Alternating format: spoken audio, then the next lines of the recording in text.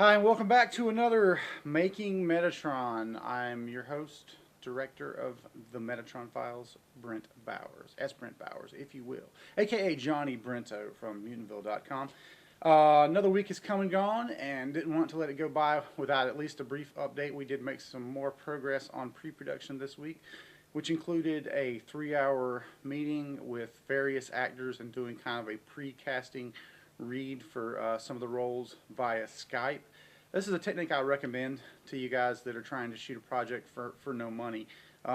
Basically, anytime your actors have to drive a distance to get to you to do a reading, that's an expense, And if you're shooting no budget like we always are, it's always good if you can cut out an unnecessary expense. And considering the tools that Skype gives you for free, which is audio and video, you can actually watch and communicate with a person who's reading for you just like you were there in the room, and it's perfectly fine for getting an idea if the person captures the character that you're looking to cast. So in our case, we had a really good result, and I think maybe we've precast a couple of the roles. This is great because it means when we have a open casting, we can be casting essentially for the second and third versions of this actor just in case, because you're working for no money. Actors have things come up. Sometimes they have a chance to make some money, and if you're not offering them money, it's not personal, but you can expect that they'll basically pass on your project at the last minute if they have a chance to make some money somewhere else. And this is just a fact of working at the no budget level. So we always try to have a contingency plan, a backup plan, and a backup plan if at all possible. So I would recommend that to all of you trying to work at the no budget level. What else did we do this week? Well, we made one more revision on the script, and also made some progress in the character design department. I've got a commitment from David North, who some of you might remember as the concept artist for Respawner. He did some fantastic concepts for Respawner, which ultimately you can kind of see the influence of those in the character design, so that's very cool, and I want to once again work with him, and I'm glad he's agreed to take part in this project, and I think it'll be really exciting to see what he comes up with, particularly in the case of the one of the main masks of human flesh, which I'll be sculpting. Definitely having a concept to work from on that is going to help me a lot. Pre-visualization is never a waste of time. Now, I just mentioned pre-visuals, and on that note, I want to talk about the idea of starting very, very early on any complex shots, special effects shots, visual effects shots. I've already mentioned how I appreciate the opportunity to do a test version of each visual effect, so I'm sure I have my ducks in a row when we have all the actors there and all the expenses happening. It's always good to plan ahead as much as humanly possible.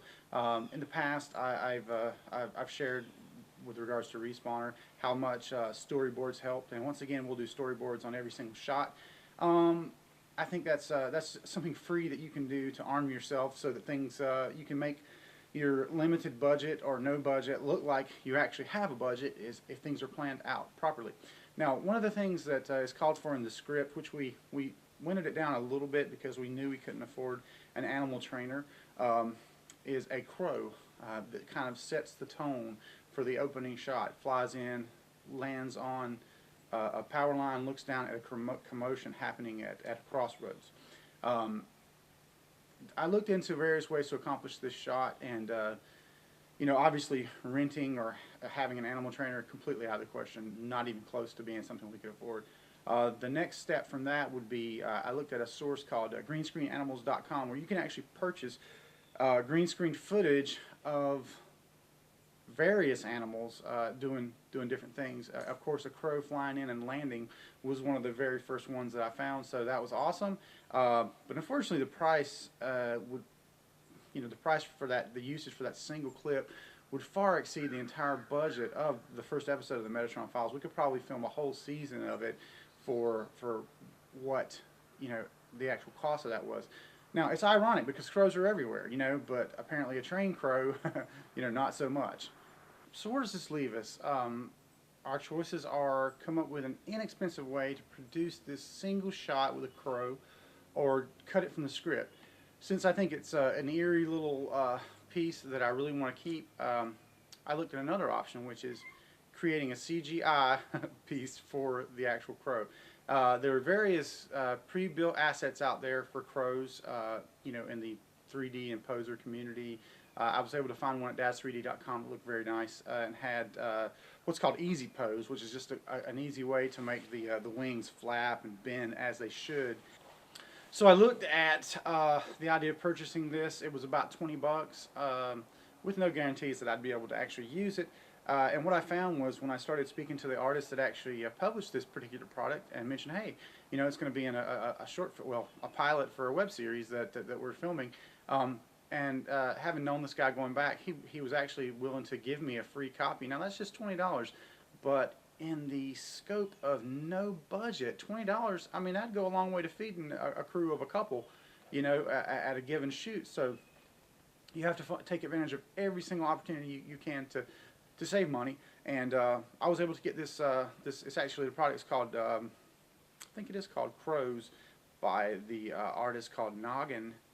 If you check it out at daz3d.com, just do a search for Noggin. You could see it.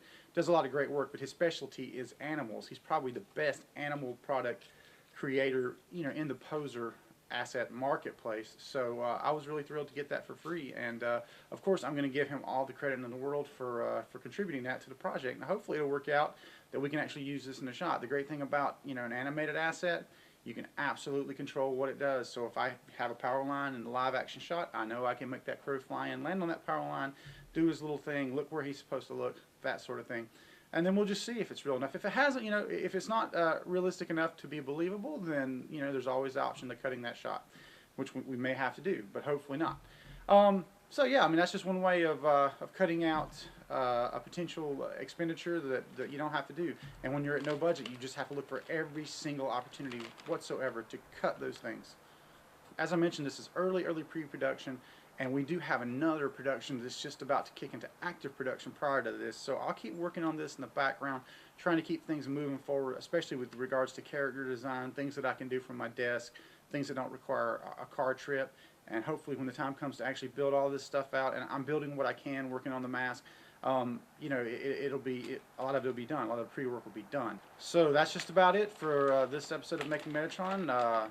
Check out the next episode, or check the last episode. And we'll see you next time. You're watching Mutant TV.